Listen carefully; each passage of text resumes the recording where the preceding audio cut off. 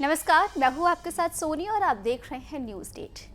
बांग्लादेश हिंसा की आग में जल रहा है। कथित आरक्षण की मांग को लेकर भड़के आंदोलनों के बाद शेख हसीना ने प्रधानमंत्री पद से इस्तीफा दे दिया और फिर देश छोड़कर हिंदुस्तान में शरण ले ली। फिलहाल वो हिंदुस्तान में ही किसी सेफ हाउस में है, तो वहीं बांग्लादेश में नई अंतरिम सरकार बन चुकी है। नोबेल पुरस्कार विजेता मोहम्मद यूसुफ ने जिसकी कमान संभाली है, अब इस बात की चर्चा पूरी दुनिया में हो रही है कि आखिर बांग्लादेश में तख्ता पलट के पीछे किसका हाथ। जनता शेख हसीना से इतना नाराज क्यों हुई? शेख हसीना को सरकार से हटाने के पीछे कौन? क्या शेख हसीना को हटाने के पीछे अंतर्राष्ट्रीय साजिश? बांग्लादेश में हिंदुओं को निशाना क्यों बनाया जा रहा है? ऐसे ही कई सवाल है, हर कोई पूछ रहा है। आज इन्हीं सवालों के जवाब को समझाने की कोशिश करेंगे। तो नमस्कार, मैं सोनी कुमारी न्यूज डेट के डिजिटल प्लेटफॉर्म पर आपका स्वागत करती हूं। तो चलिए शुरू करते हैं आज का एक्सप्लेनर। बांग्लादेश के पूर्व प्रधानमंत्री शेख हसीना ने अपने इस्तीफे के पीछे अमेरिका की भूमिका की संभावना होने का आरोप लगाया है। उन्होंने कहा है कि अगर उन्होंने बंगाल की खाड़ी से सेंट मार्टिन द्वीप पर प्रभुता अमेरिका को सौंप दी होती और बंगाल की खाड़ी में उसे बेस बनाने की अनुमति दे दी होती, तो वो सत्ता में बनी रह सकती थी। अब भारत की 74 वर्ष शेख हसीना ने भारत में अपने करीबी सहयोगियों को ये खास बातें साझा की है। बता दें, हसीना ने इस दावे के बाद से बंगाल की खाड़ी के उत्तर पूर्वी भाग में केवल 3 किमी वर्ग क्षेत्रफल में फैले सेंट मार्टिन द्वीप समूह की चर्चा चारों ओर हो रही है। दरअसल अमेरिका इस द्वीप पर इसलिए कब्जा चाह रहा है ताकि हिंदू महासागर में वो अपना प्रभुत्व स्थापित कर सके। बता दें कि हिंद महासागर क्षेत्र में चीन को उपस्थिति बढ़ रही है। चीन की बढ़ती उपस्थिति ने अमेरिका में खतरे की घंटी बजा दी है। अमेरिका ने अपने इंडो पैसिफिक रणनीति का जवाब दिया है, जिसमें भारत एक प्रमुख रणनीतिक भागीदार है। बता दें, दोनों देशों ने क्षेत्र में चीन की बढ़ती उपस्थिति के जवाब में चतुर्भुज सुरक्षा संवाद यानी कि क्वाड और मालाबार नौसैनिक अभ्यास जैसे अन्य तंत्र विकसित किए हैं।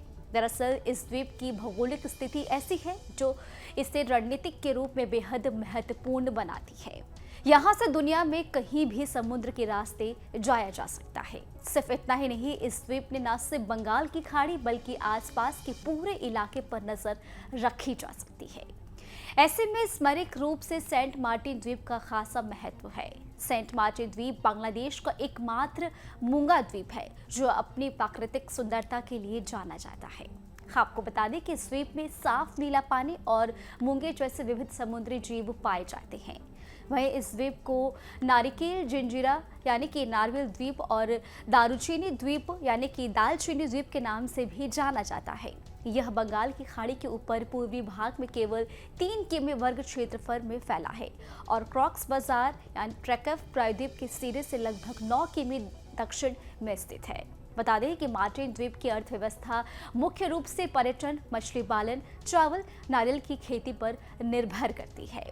इसके साथ ही जानकारी के लिए आपको बता दें कि इससे द्वीप की 5,500 लोगों की आजीविका चलती है।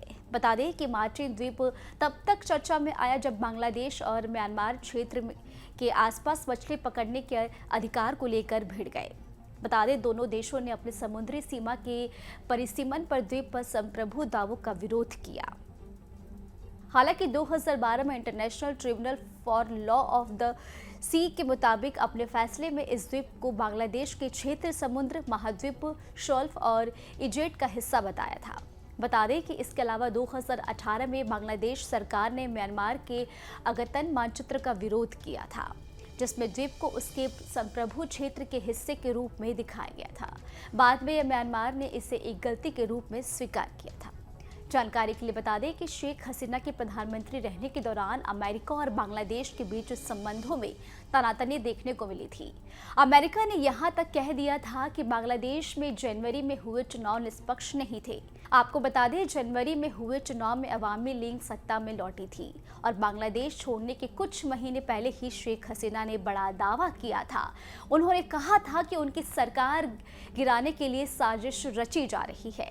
उन्होंने अमेरिका पर बांग्लादेश और म्यांमार में बाहर एक नया ईसाई देश बनाने की साजिश करने का आरोप लगाया था। इस वर्ष मई के महीने में शेख हसीना ने कहा था, अगर मैं किसी खास देश को बांग्लादेश में हवाई अड्डा बनाने की अनुमति देती तो इस तरह की साजिशें नहीं रची जाती। बांग्लादेश में तख्ता पलट पर हमारा ये एक्सप्लेनर आपको कैसा लगा, हमें आप कमेंट बॉक्स के जरिए जरूर बताएं। और ऐसी अन्य अपडेट के लिए न्यूज स्टेट के यूट्यूब चैनल को सब्सक्राइब करना बिल्कुल भी ना भूलें। न्यूज नेशन अब व्हाट्सएप पर खबरों की ताजा अपडेट के लिए न्यूज नेशन के इस क्यूआर कोड को स्कैन करें।